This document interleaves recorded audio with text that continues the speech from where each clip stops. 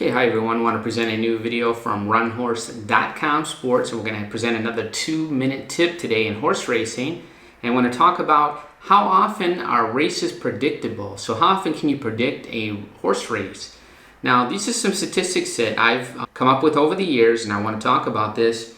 And I like to say that races are very predictable about 20% of the time. So about 20% of the time, I would say that they go very formful. You can nail it just about the way it looks. You can call it just the way you see it on paper, and it looks cut and dry, and that's the way that they run, and that happens about 20% of the time.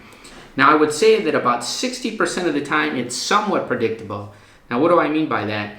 I mean by you can study the form and you have some idea who's going to win and who's going to finish second and who's going to finish third. Now, it might be between a few contenders, and it's probably going to work out the way that you thought. But there's probably going to be a horse that's going to get in there that you did not predict. So that's why I would say that's somewhat predictable. So you may have the winner, but you may not have the second or third horse, or vice versa. You may have the second and third horse, you may not have the winner. So I would say that 60% of the time, the races are somewhat predictable, and that's just the way it works. Now, 20% of the time, they're completely unpredictable. I know people, they try to study the form, and they come up with all these figures, all these numbers, and they look great on paper. But the way that the races run is not a form.